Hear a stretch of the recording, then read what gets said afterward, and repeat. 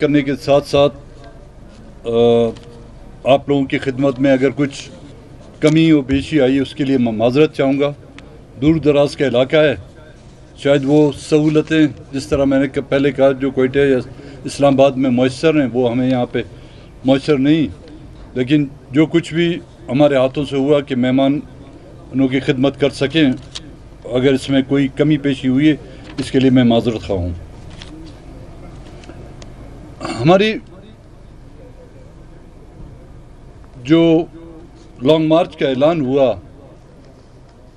22 مارچ کو مارنگ اور ان کے ساتھیوں کو گرفتار جب کیا گیا, 24 اور 25 مارچ کی شام کو ہم نے اعلان کیا لانگ مارچ کا. 28 مارچ کو ہمارا لانگ مارچ وٹ سے شروع کیا گیا. شکر ہے ہم نے وٹ سے کیا, اگر کراچی سے کرتے تو بیلے میں ہمیں روک دیا جاتا. مختلف رکاوٹیں عبور کرتے ہوئے ریاستی اداروں, وردی اور بے وردیوں کی طرف سے رکاوٹیں جو کھڑی کی گئی, آئینی کتاب والی آئین نہیں بلکہ فولاد والی آئینی ہتھ کنڈے بھی استعمال کیے گئے. لیکن اس کے باوجود جب 28 مارچ کو ہم مستونگ پہنچے رات کو 12 بجے تو راستے تمام کے تمام راستے بند کر دیے گئے. کوئٹہ سے آنے والے دوستوں کو وہیں پہ لگ پاس کے اس طرف روک دیا گیا. نہ کہ صرف روک دیا گیا بلکہ آنسو گیس, لاٹھی چارج اور گولیوں اور بختر بند گاڑیوں سے ان کا استقبال بھی کیا گیا اور ان کو رخصت بھی کیا گیا. 17 دن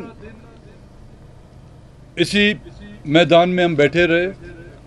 مختلف سیاسی پارٹیوں, مختلف قبائلی شخصیات, مختلف طبقہ فکر سے تعلق رکھنے والے دوستوں نے نہ کہ صرف اس میں شرکت کی بلکہ اپنے تعاون اور اپنی مدد کی جو ہمیں یقین دہانی بھی کرائی.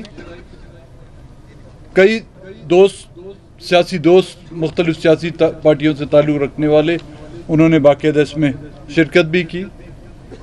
سرکار نے بھی اپنا حصہ ڈالنے کی کوشش کی ایک خودکش بم کے ذریعے سے, لیکن وہ حصہ اس کا جو ہے ناکام رہا. 22 تاریخ کو وہ گرفتار ہوتے ہیں 3 MPO کے تحت. اب تمام سیاسی دوست یہاں پر بیٹھے ہوئے ہیں اور سب نے جو ہے نا اس 3 MPO کو بھگتا ہے. ڈپٹی کمشنر کے دستخط سے جو 3 MPO جاری ہوتا ہے اس کی میعاد 1 مہینے کی ہوتی ہے. لیکن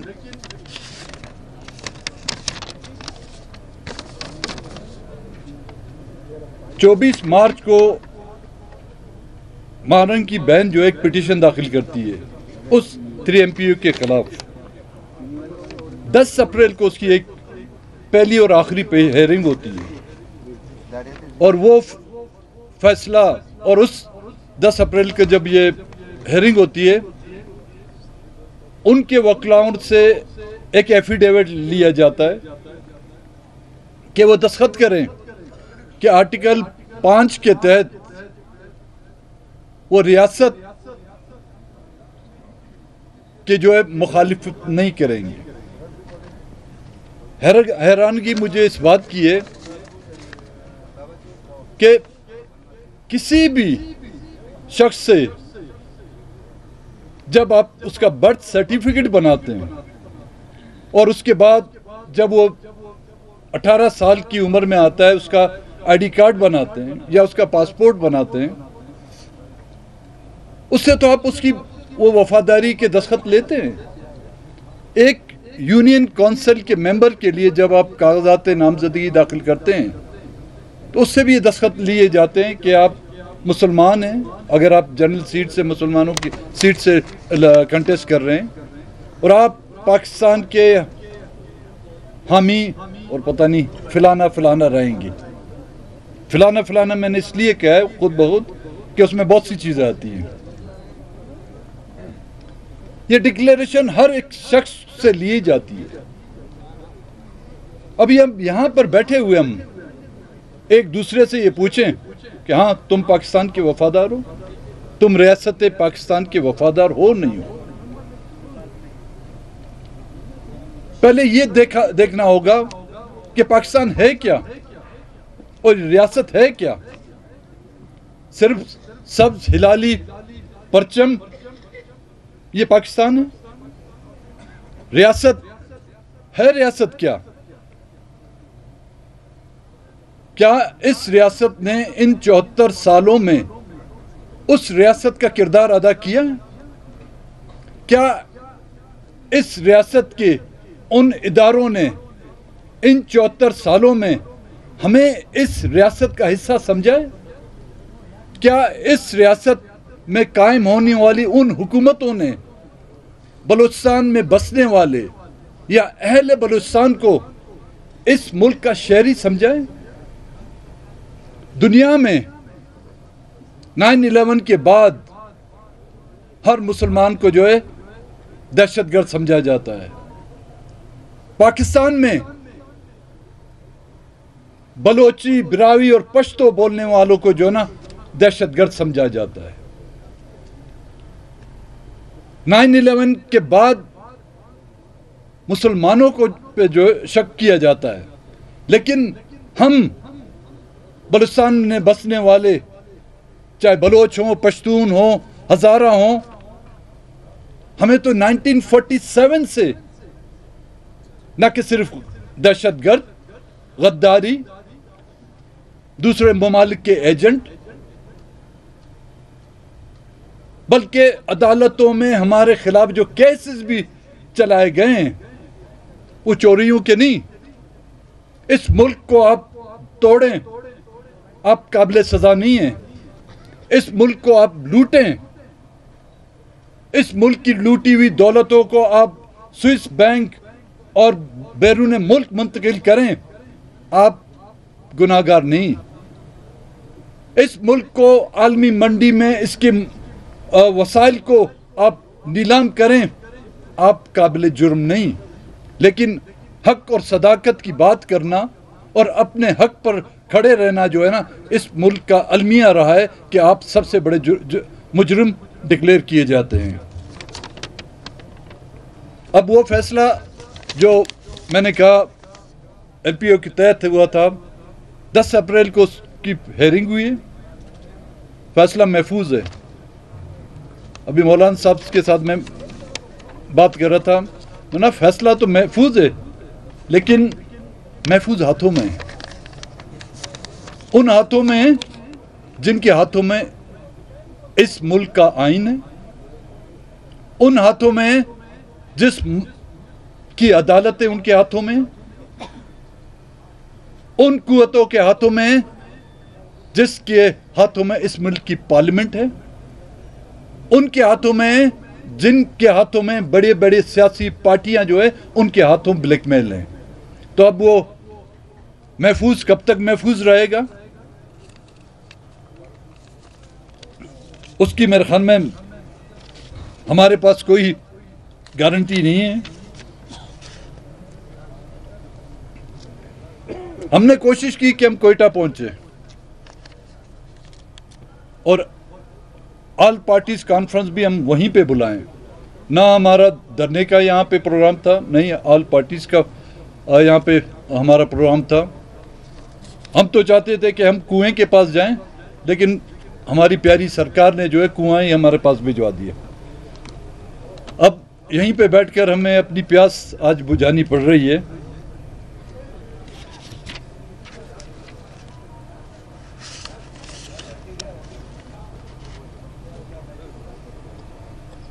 حیرانگی آپ لوگوں کو ہوگی جی, 28 تاریخ کو ہم یہاں پہ پہنچے ہیں, میڈیا بھی ہمارے دوست بیٹھے ہوئے ہیں, آج ان کو بھی اجازت ملی ہے, لیکن پہلے ان کو بھی یہاں پہ آنے کی اجازت نہیں تھی. پتہ نہیں ہماری پارٹی کے کن دوستوں کے گاڑیوں کے ساتھ آپ لوگ آئے ہیں. یہ ہے اس ملک کی جمہوریت، اور وہ جمہوریت جہاں پر آپ کو اظہار رائے دہی کا حق نہیں، آپ کو اپنا دکھڑا بیان کرنے کا حق نہیں۔ مارنگ کے سوئس بینک میں کبھی آپ نے سنا ہے اس کے اکاؤنٹ ہیں؟ ہوں گے شاید۔ بنگلہ دیش شاید، مارنگ تو شاید اس وقت پیدا نہیں ہوگی، اس کے شہید والد نے شاید بنگلہ دیش بنایا تھا، پاکستان اس نے توڑا تھا۔ پاکستان توڑنے والے کو کسی ایک کو آپ مجھے بتائیں، ایک ہاتھ اٹھا کے یہ بتائے کہ 3 MPO کے تحت ان کو 2 دن کے لیے بند رکھا گیا، ٹریفک سگنل توڑنے پر جو ہے 3 مہینے کی آپ کو سزا ہوتی ہے، ٹریفک رولز کی وائلیشن کرنے پہ جو ہے آپ کو کئی مہینے سزا ہوتی ہے۔ ملک کے آئین کتنے جنرلوں نے توڑا، اور یہ بدقسمتی رہی ہے اس ملک کی۔ ایوب خان کو لانے والا سکندر مرزا تھا، اور اس کا تختہ دڑام کرنے والا بھی ایوب خان تھا۔ جنرل ضیاء کو لانے والا ذوالفقار علی بھٹو تھا، اس کو نہ کہ صرف اس کا اقتدار بلکہ اس کو تختہ دار پر چڑھانے والا بھی ضیاء الحق تھا۔ نواز شریف صاحب کی جب حکومت تھی 96 97 میں، 98 میں جنرل مشرف کو لایا کہ ایک بڑا کمانڈو ہے، اس نے کارگل فتح کیا ہے، لیکن ہائی جیکنگ کی کیس میں نہ کہ صرف اس کو اقتدار سے فارغ کیا بلکہ اس کو 25 سال کی سزا اسی جنرل نے دی۔ باجوہ کو لانے والے ہمارے عمران خان صاحب تھے، اور اس کو بھی اقتدار سے ہٹانے والا وہ باجوہ تھا۔ اب شہباز شریف کسی کو لائیں، اس کے لیے تو صرف ایک ہی دعا کر سکتا ہوں، حافظ خدا تمہارا، حکومت چلانے والے۔ مختصراً کیونکہ ساتھیوں کو دور بھی جانا ہے، یہاں پر کچھ ہماری سیاسی پارٹیوں کے اکابرین نے اپیلیں بھی کی، میں سوچا تھا کہ میں اپیل کروں گا، دھرنے کی تعداد میں کچھ اضافہ کروں گا، اور کچھ دن 18 دن ہم نے گزارے ہیں اس بیابان میں، آپ کم سے کم 8 دن ہمارے ساتھ گزارتے تو میرے خیال میں یہ حکومت جو کہتے ہیں کہ ٹس سے مس نہیں ہوتی جاتی، آپ لوگ بیٹھے ہیں ان کو ٹس سے مس کرانا جو ہمارا کام۔ تم عید کے بعد چاند تھے، عید کے بعد آج دیکھے وہ کہاں دیکھے بیٹھے گے۔ بہرحال یہاں پہ کوئی میرے خیال میں جو بھی ہمارے قبائلی معتبرین ہیں، پولیٹیکل پارٹی کے جو لوگ ہیں، جس حالات میں ہم لوگ یہاں پر بیٹھے ہوئے ہیں، کوئی اپنی رضا و خوشی سے نہیں بیٹھا ہوا ہے۔ مجبوری انسان کو کبھی انسان کو مجبوری جو خودکشی بھی کرا دیتی ہے۔ بات جب ننگ و ناموس اور عزت و غیرت کی آ جاتی ہے تو پھر انسان اپنی جان کی بھی پرواہ نہیں کرتا۔ اور آج جس مسئلے کو ہم اٹھا کے سامنے آئے ہیں وہ کسی فرد واحد کا نہیں، کسی ایک سیاسی پارٹی کا نہیں، کسی ایک قبیلے کا نہیں، کسی ایک ضلع کا نہیں۔ آج کسی ایک کی بیٹی کے سر سے دوپٹہ کھینچا گیا ہے، کل یہ ہر کسی کی بیٹی کے سر سے دوپٹہ کھینچا جائے گا۔ آج کسی ایک ماں کو جو ہے کراچی کے اور کوئٹہ کی سڑکوں پر جو گھسیٹا گیا ہے، یاد رکھیں ہم اٹھ بھی گئے یہاں سے، ان کی ان حرکتوں کو ہم روک نہیں سکیں گے۔ ہمیں یہ تیہ کرنا ہوگا، پتہ نہیں یہ بلی ہے، لومڑی ہے، بیڑیا ہے، اب اس کی گلے میں گھنٹی باندھنے کا وقت نہیں ہے، کیونکہ جو گھنٹیاں ہم نے باندھی ہیں اس نے الٹی وہ گھنٹیاں جو ہے ہمارے سیاستدانوں کے گلے میں باندھ دی ہیں۔ اور جب کوئی ہم میں سے احتجاج کرنے کی کوشش کرتا ہے تو یہ گھنٹیاں جو ہے ٹنگ ٹنگ ہمارے گلوں سے آواز آتی ہے۔ اب اس کا گلا کس طرح کاٹنا ہے؟ یہ تیہ کرنا ہوگا ہمیں. اگر ہم کمپرومائز کرتے رہے ملک کے دوسرے صوبوں کا تو مجھے پتہ نہیں. بلوچستان میں جو ہے نا، جو یہاں کے بلوچ، پشتون، ہزارہ، جو ہم اپنی عزت اور غیرت اور ننگ و ناموس کی وجہ سے جانے جاتے ہیں، جب ہماری عزتیں، غیرتیں وہ محفوظ نہیں ہوں گی تو پھر ہم میں مسٹر ڈیوڈ میں کیا فرق ہوگا، ہم میں لندن میں گھومنے والے کسی اور میں کیا فرق ہوگا. بلوچستان جانا جاتا ہے ہماری ثقافت، ہماری بنیاد، ہماری تاریخ، ہماری شہیدوں کی قربانی کی وجہ سے. اور ہمارے شہداؤں نے قربانیاں محض اس لیے نہیں دیے کہ ہم سینٹ، قومی اسمبلی اور صوبائی اسمبلیوں یا کابینہ کے ممبر بنے. اس زمانے میں نہ سینٹ تھا، نہ قومی اسمبلیاں تھی، نہ ہی صوبائی اسمبلیاں تھی، نہ ہی کابینہ تھی، نہ ہی وزراء تھے، نہ ہی وزراء اعلیٰ تھے. آج جو ہم جانے پہچانے جاتے ہیں انہی لوگوں کی، اکابرین کی قربانیوں کی وجہ سے، ان شہداؤں کی قربانی کی وجہ سے.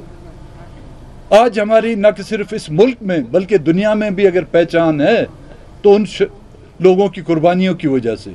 کئی بار ہم ایم پی اے بھی بنے ہیں، کئی بار ہم ایم این ایز بھی بنے ہیں، کئی بار ہم سینیٹر بھی بن چکے ہیں، لیکن جب تک ہم ان کرسیوں پہ برجمان ہیں تو ہمیں پہچانا جاتا ہے.